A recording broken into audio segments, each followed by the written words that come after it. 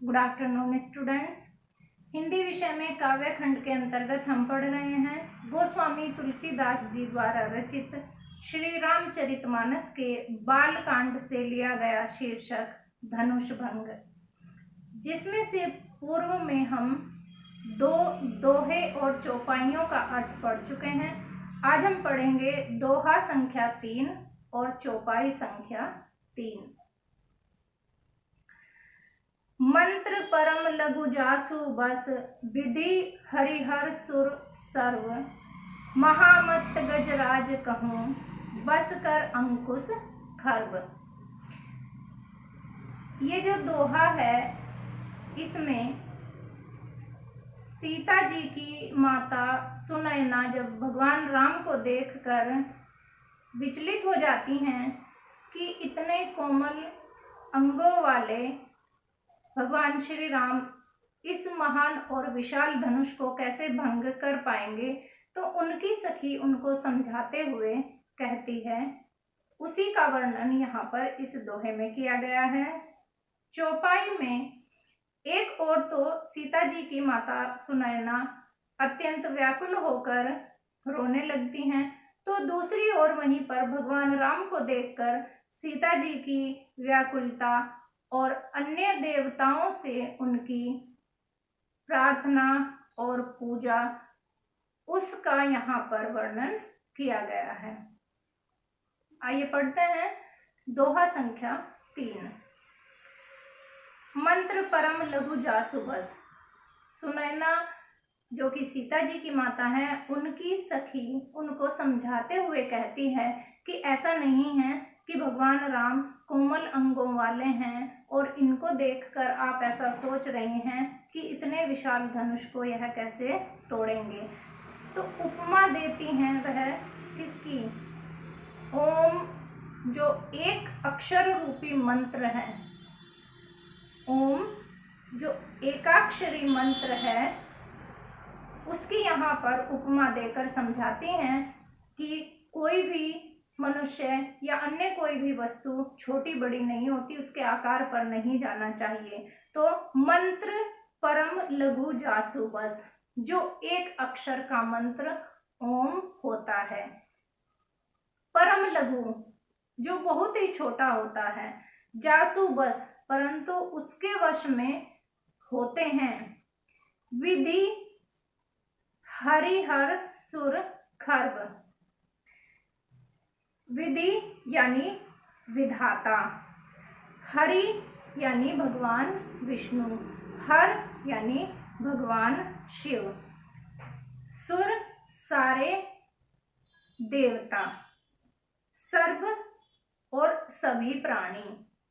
जो ओम एकाक्षरी मंत्र होता है, उसके वश में सभी होते हैं, चाहे विधाता हैं, चाहे भगवान विष्णु हैं, चाहे भगवान शंकर हैं, और चाहे सारे देवता हैं, और चाहे यह सारी सृष्टि है। यानी सभी एकाक्षरी ओम मंत्र के वशीभूत हो जाते हैं। महामत गजराज कहूँ। महामत अत्यधिक मत वाला, गजराज यानी हाथी। हाथी जो कि अत्यंत मत वाला होता है, उसको भी बस कर अंकुश खर्ब, उसको एक छोटा सा अंकुश ही अपने वश में कर लेता है। कोई भी कितना भी बलशाली हाथी हो, उसको वश में करने के लिए केवल एक ही अंकुश काफी होता है। इस प्रकार से सीता जी की माता सुनैना को उनकी सखी समझा रही हैं। चौपाई संख्या 3। काम कुसुम धनु सायक लीन है, सकल भुवन अपने बस कीन है। देवी तजिय संसौ अस जानी, भंजब धनुषु राम सुनु रानी। सखी वचन सुनी भय प्रतीति, मिटा विषादु बढ़ी अति प्रीति।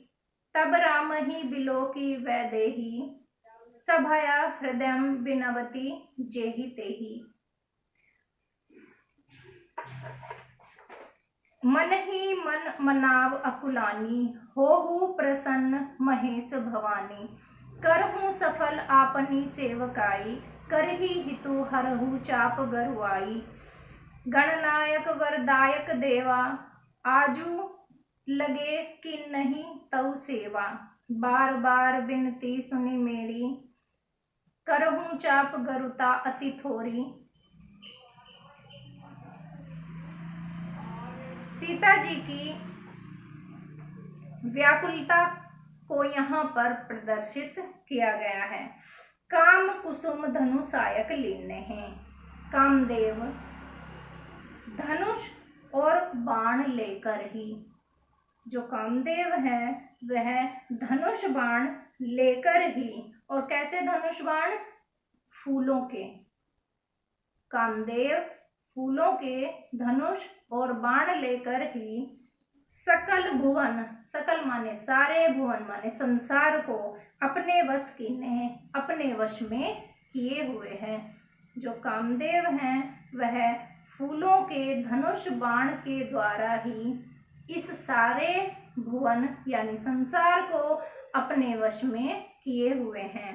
देवी तजिए संशय अस जानी, हे देवी तजिए त्याग दीजिए, छोड़ दीजिए, संसव अस जानी इस सारे संशय को, हे देवी इस सारे संशय को आप छोड़ दीजिए। भंजब धनुषु राम सुनु रानी, इस धनुष को राम ही तोड़ेंगे ऐसा मेरा विश्वास है। सखी वचन सुनी भय पड़ती थी। इस प्रकार अपनी सखी के वचन सुनकर सीता जी की माता सुनैना की भय पड़ती थी। उन्होंने इस पर विश्वास कर लिया और जो उनका भय था वह समाप्त हो गया। मिटा विषादु, मन का सारा विषाद मिट गया। बढ़ी अति प्रीति, और भगवान राम में उनकी प्रीति या उनका स्नेह और अधिक बढ़ गया। तब राम ही बिलोकी वैदेही, इसी बीच में भगवान राम ने बिलोकी देखा। वैदेही सीता जी को, सीता जी का एक नाम वैदेही भी है। तो भगवान राम ने इसी बीच वैदेही यानी सीता जी को देखा।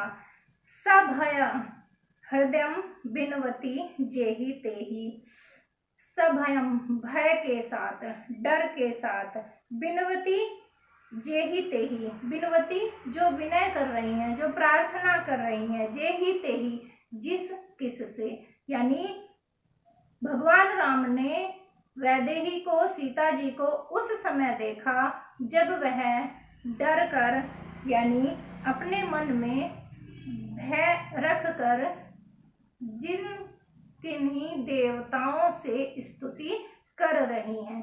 स्तुति क्या कर रही हैं? कि हे प्रभु भगवान श्री राम ही इस धनुष को तोड़ें।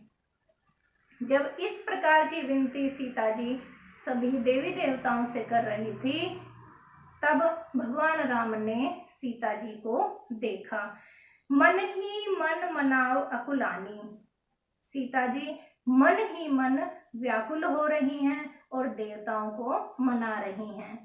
हो प्रसन्न महेश भवानी, हो प्रसन्न, प्रसन्न हो ये महेश यानी भगवान शंकर, भवानी यानी माता पार्वती। हे माता पार्वती और हे शंकर भगवान आप प्रसन्न होइए, ऐसा सीता माता प्रार्थना कर रही हैं। करहूं सफल आपनी सेवकाई, आज हमने जो आपकी सेवा की थी उसको सफल कर दीजिए। करी हितु हरहूं चाप गरुआई, करी हितु और हमारा हित कीजिए, हरहूं हर लीजिए, चाप गरुआई इस धनुष की गरुता को यानी इसके भारीपन को कम कर दीजिए। गणनायक वरदायक देवा, हे गणनायक, हे गणपति महाराज, वरदायक देवा, हे वरदान देने वाले देवा, आजू लगे कि नहूं तऊ सेवा, जो आज तक हमने आपकी सेवा की थी उसका हमको फल दे दीजिए।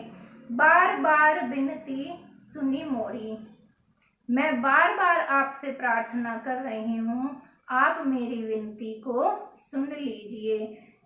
करहूं चाप गरुता अति थोरी, इस धनुष की गरुता को यानी इसके भारीपन को कम कर दीजिए, ऐसा सीता जी प्रार्थना कर रही हैं।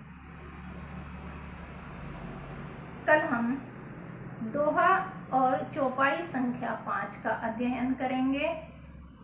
इन दोहे और चौपाइयों को आप अपनी उत्तर पुस्तिका में लिखेंगे, इसको याद भी करेंगे, बार बार इनको आप लिख कर देखेंगे।